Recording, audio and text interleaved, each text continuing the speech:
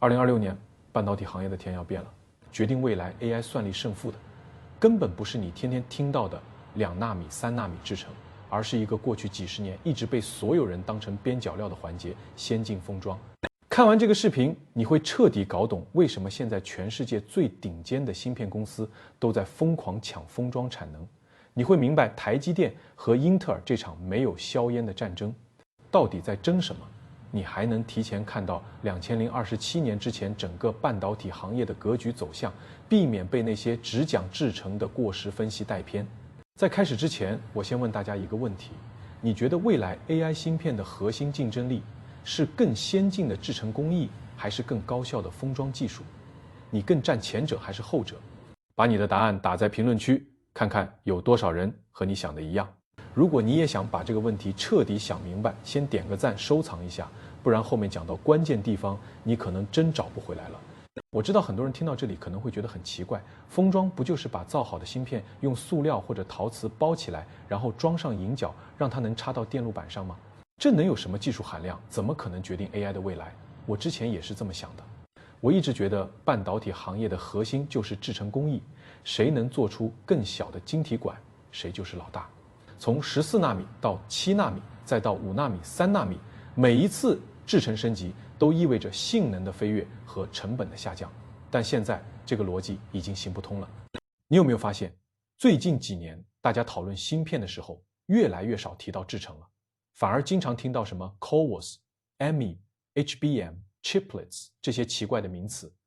这不是因为制程不重要了，而是因为制程已经走到了一个瓶颈，而新的瓶颈转移到了封装环节。现在的情况是，造得出芯片，封不了装，等于白造。我给你举个例子，英伟达的 H100芯片，大家都知道它是目前世界上最强的 AI 芯片，一颗就能卖到几万美元。但你知道吗？ H100最核心的技术其实不是它的计算核心，而是它的封装技术。如果没有台积电的 CoWoS 先进封装， H100根本不可能有现在这么强的性能。那到底什么是先进封装？它和传统封装有什么区别？简单来说，传统封装就像是把不同的零件分别装在不同的盒子里，然后用长长的电线把它们连起来，每个盒子之间离得很远，数据要跑很长的路才能从一个盒子到另一个盒子。而先进封装是把所有的零件都直接粘在同一个基板上，而且连接的距离非常非常近，近到只有几微米。这带来的好处是什么？首先是速度更快，因为数据传输的距离变短了，延迟就会大大降低。其次是功耗更低，数据传输的距离越短，消耗的能量就越少。最后是体积更小，所有的零件都集成在一起，整个芯片的尺寸可以做得非常小。听起来好像只是一个小小的改进，但对于 AI 芯片来说，这是一个质的飞跃。为什么 AI 芯片这么需要先进封装？因为现在的 AI 模型太大了。你想想，现在一个大语言模型参数动辄几千亿、上万亿，这么多的参数不可能都存在计算单元里，必须存在内存里。当 AI 模型运行的时候，计算单元需要不断地从内存里读取数据，然后进行计算，再把结果写回内存。这个过程会重复几十亿、上百亿次。这就产生了一个问题，计算单元的速度越来越快，但是内存的速度却跟不上。这就是行业里常说的内存墙。我给你打个比方，这就像你有一辆时速300公里的顶级跑车，但是只能跑在一条坑坑洼洼的乡间小路上。你的发动机再强，轮胎再好，也跑不快，而且你开得越快，就越容易翻车。现在的 AI 芯片就是这个情况，计算单元的性能已经提升了几百倍，但是内存和计算单元之间的数据传输速度只提升了几十倍，这就导致大量的算力被白白浪费了。很多时候，计算单元都在闲着，等待数据从内存传过来。有行业数据显示，现在高端 AI 芯片的算力利用率其实只有30%左右，剩下的70%都浪费在了等待数据传输上。你想想，这是多么可怕的浪费！一颗几万美元的芯片只能发挥出1/3的性能，那怎么解决这个问题？有人说，把内存做得更快不就行了？但问题是，内存的速度提升已经非常缓慢了，而且成本极高。现在最新的 HBM3 内存速度已经达到了每秒8TB，但还是跟不上计算单元的速度。而且 HBM 内存的价格非常贵，一颗 HBM3 内存芯片就要几百美元。还有人说把内存和计算单元做在同一块芯片上，这也不行，因为内存的制造工艺和计算单元的制造工艺不一样。计算单元需要用最先进的制程来提高性能和降低功耗，而内存需要用成熟的制程来提高良率和降低成本。强行把它们做在一起，良率会非常低，成本会高到离谱，根本无法量产。这时候，先进封装就派上用场了。先进封装可以把计算芯片和内存芯片紧紧地贴在一起，中间用非常短的连接线连起来。这样一来，数据传输的距离就大大缩短了，速度自然就上去了。而且你还可以把多个计算芯片和多个内存芯片都封装在同一个模块里，组成一个更大的系统。比如英伟达的 H100芯片就是用台积电的 CoWoS 先进封装技术，把一个计算芯片和6个 HBM3 内存芯片封装在了同一个模块里。这6个 HBM3 内存芯片紧紧地围绕在计算芯片的周围，数据传输的距离只有几微米。正是因为这样， H100才能拥有如此强大的性能。这就是为什么现在所有的高端 AI 芯片都必须使用先进封装技术。没有先进封装，你就算能造出世界上最强的计算芯片，也发挥不出它1/10的性能。现在全球先进封装市场基本上是台积电一家独大，它的 CoWoS 技术是目前行业里的绝对标配。什么是 CoWoS？ 它的全称是 Chip 减 On 减 Wafer 减 On 减 Substrate， 也就是芯片、晶圆、基板。简单来说，就是在计算芯片和内存芯片之间加一层硅中介层。这层硅中介层就像是一个超级高速公路，上面布满了密密麻麻的连接线，每平方厘米有几十万条。这些连接线可以让计算芯片和内存芯片之间以极快的速度传输数据。台积电的 CoWoS 技术有多强？这么说吧，目前全世界所有的高端 AI 芯片几乎都是用台积电的 CoWoS 封装的。英伟达的 H100、200、AME 的 M00、谷歌的 TPU-V4，全都是。没有任何一家公司能在先进封装技术上和台积电抗衡。但问题来了，台积电的 CoWoS 产能严重不足。现在英伟达一家就占用了台积电超过70%的 CoWoS 产能，剩下的30%产能被 AMD、谷歌、亚马逊这些公司抢破头，订单排期已经到了2年之后。也就是说，现在你就算有再多的钱、再好的芯片设计，只要拿不到台积电的 CoWoS 产能，你就做不出高端 AI 芯片。我看到很多人说英伟达的护城河是它的 CUDA 生态，这没错。但我觉得英伟达现在最大的护城河其实是它和台积电的独家绑定关系。它几乎垄断了台积电所有的先进封装产能，这让其他竞争对手根本无法和它抗衡。你想想，就算 AMD 能做出和 H100性能一样的芯片，它也拿不到足够的封装产能，生产不出足够多的芯片，那它怎么和英伟达竞争？根本不可能。 CoWoS 的成本有多高？说出来你可能会吓一跳，单颗 CoWoS 封装的成本就高达900到1000美元，这还只是封装的成本，不包括芯片本身的制造成本。一颗 H100芯片光封装就要花1000美元，再加上计算芯片和6颗 HBM3 内存芯片的成本，总成本就超过了3000美元。这也是为什么高端 AI 芯片这么贵的重要原因。那有没有其他的技术路线可以替代 CoWoS？ 有，这就是英特尔的 MIB 技术。英特尔的 MEB 技术全称是 Embedded Multi 减 Die Interconnect Bridge， 也就是嵌入式多芯片互联桥。它和台积电的 CoWoS 技术走的是完全不同的路线。CoWoS 是用一整块大的硅中介层把所有的芯片都连起来，不管芯片之间有没有数据传输，都要覆盖在这整块中介层上。而 MEB 是用很多小块的嵌入式桥接芯片，只在需要连接的地方把2个芯片连起来，不需要连接的地方就不用桥接芯片。这2种技术各有优劣。 CoWoS 的性能更好，因为它的连接线更多，传输速度更快，带宽更高，但它的缺点也很明显，成本高，良率低，而且不够灵活。因为硅中介层是一整块的，只要有一个地方坏了，整个中介层就废了。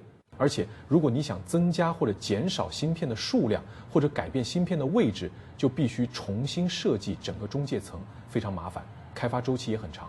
而 MEB 的优势正好相反，它的性能虽然比 CoWoS 稍微差一点，但成本要低得多，只有 CoWoS 的一半左右，甚至更低。因为它只用小块的桥接芯片，不用一整块大的硅中介层，材料成本大大降低，而且它非常灵活，你可以根据需要任意组合不同的芯片，不需要重新设计整个封装结构，开发周期更短，良率也更高。因为桥接芯片很小，坏了换一个就行，不会影响整个模块。我觉得英特尔这一步走得非常聪明，它没有和台积电硬拼极致性能，而是走了差异化路线，主打成本和灵活性。对于很多不需要极致性能的客户来说 ，EMIB 是一个非常好的选择。而且英特尔还有一个台积电没有的优势，那就是美国本土制造。现在整个半导体行业都非常看重供应链安全。过去几十年，半导体行业形成了全球化的分工体系，每个国家只做自己擅长的环节。但现在这个体系正在被打破。台积电最大的软肋就是它几乎所有的先进封装产能都集中在台湾地区，这对于那些美国的科技巨头来说是一个巨大的风险。他们担心万一出现什么意外情况，供应链会中断，他们就拿不到芯片了。所以台积电不得不做出改变。它正在美国亚利桑那州建设先进封装厂，计划2027年投产。这其实是一种战略防御，目的是为了绑定美系大客户，消除他们对供应链安全的担忧。但台积电赴美建厂遇到了很多困难，比如劳动力短缺、成本过高、建设进度缓慢等等。亚利桑那州的封装厂原本计划2026年投产，现在已经推迟到了2027年。而且美国的生产成本比台湾地区高很多，就算工厂建成了，台积电在美国的封装成本也会比在台湾地区高不少。而英特尔已经抢先一步了，英特尔的所有先进封装产能都在美国本土，而且它还能享受美国芯片法案的补贴，成本进一步降低。这就给了英特尔一个绝佳的机会，它可以向客户提供地缘安全的解决方案。也就是说，选择英特尔的封装技术，不仅成本更低、更灵活，而且不用担心供应链中断的问题。对于美国的科技公司来说，这是一个非常有吸引力的选项。现在已经有很多美国公司开始导向英特尔了，亚马逊、SpaceX、Xi 都已经和英特尔达成了合作，采用英特尔的 EMIB 封装技术。甚至有传言说，连微软都在考虑和英特尔合作，为它的 Azure 云服务生产 AI 芯片。这对于台积电来说，绝对不是一个好消息。如果越来越多的美国客户转向英特尔，台积电的市场份额就会被不断蚕食。当然，台积电也不会坐以待毙，它正在不断升级 CoWoS 技术，下一代的 CoWoS-S 技术性能会更强，带宽会更高，而且它也在扩大产能，计划在2026年把 CoWoS 的产能翻一番。但就算这样，还是满足不了市场的需求。那未来先进封装市场的格局会是什么样的？我觉得不会是台积电一家独大了。未来几年，市场会形成三足鼎立的局面。第一级，当然还是台积电，它的 CoWoS 技术在极致性能上依然是领先的。英伟达、AMD 这些追求极致性能的客户，还是会继续选择台积电。而且台积电在先进封装领域积累了几十年的经验，技术底蕴非常深厚，不是英特尔短时间内就能超越的。第二级是日月光，很多人可能不知道，日月光是全球最大的封装测试公司。它虽然在最顶尖的先进封装技术上不如台积电和英特尔，但它的产能非常大，而且成本更低。对于中低端的先进封装需求，日月光是绝对的主力，而且它和台积电、英特尔都有合作，是整个产业链里非常重要的一环。第三级就是英特尔，凭借着 MIB 技术的成本和灵活性优势，再加上美国本土制造的地缘红利，英特尔会快速抢占市场份额。尤其是那些美国本土的客户会越来越多地选择英特尔，英特尔甚至有可能在未来几年超越日月光，成为全球第二大先进封装厂商。那先进封装的产能短缺问题什么时候能解决？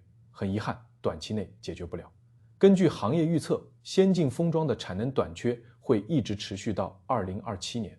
2026年全年的产能缺口大概在20%到30%。旺季的时候甚至会达到40%，这意味着什么？意味着未来几年 AI 产品的价格很大程度上不是由芯片的制造成本决定的，而是由封装产能的稀缺程度决定的。谁能拿到更多的封装产能，谁就能生产出更多的 AI 产品，谁就能在 AI 市场上占据主动。而且这还会影响到 AI 技术的普及速度。如果封装产能一直这么紧张， AI 产品的价格就降不下来，普通消费者就很难用上真正的 AI 产品。比如现在的 AI 手机、AI 电脑价格都非常贵，很大一部分原因就是先进封装的成本太高。除了台积电、英特尔和日月光，还有没有其他的玩家？当然有，比如三星、联电、品品等等。但他们在先进封装技术上和前3名还有不小的差距，短期内很难改变3足鼎立的格局。其实这个行业最有意思的地方就在这里，没有永远的主角，也没有永远的配角。几十年前，封装只是半导体产业链里最不起眼的一环，它的技术含量最低，利润也最薄，所有人都觉得它只是一个可有可无的收尾工序。芯片公司都把重心放在了制程工艺上，没有人重视封装。但谁能想到，今天它会成为决定 AI 时代胜负的关键。曾经的配角，现在变成了舞台上的主角。这也告诉我们一个道理：科技产业的发展从来都不是一条直线，它总是会在你意想不到的地方出现新的瓶颈，然后诞生新的机会。那些曾经被忽视的环节，那些曾经被认为没有技术含量的领域，很可能会在未来的某一天爆发出巨大的能量。就像先进封装一样，在沉默了几十年之后，突然成为了整个半导体行业的焦点。那下一个从配角变成主角的环节又会是什么呢？是半导体材料，是制造设备，还是设计工具？这个问题留给大家去思考。其实不只是半导体行业，任何行业都是这样，没有永远的优势，也没有永远的劣势。今天的优势可能会变成明天的劣势，今天的劣势也可能会变成明天的优势。关键在于你能不能看到未来的趋势，能不能提前布局。那些能够在别人还没有注意到的时候就看到机会的人，才能在未来的竞争中占据主动。如果你喜欢这种深度的行业分析，订阅我的频道，后面我会继续拆解半导体行业里那些看起来简单，其实水很深的话题。我会带你透过表面的现象，看到行业的本质，提前把握未来的趋势。最后提醒大家，本视频内容仅供信息分享和个人观点讨论，不构成任何专业建议。涉及投资、金融等相关问题，请务必咨询专业人士，结合自身情况理性判断。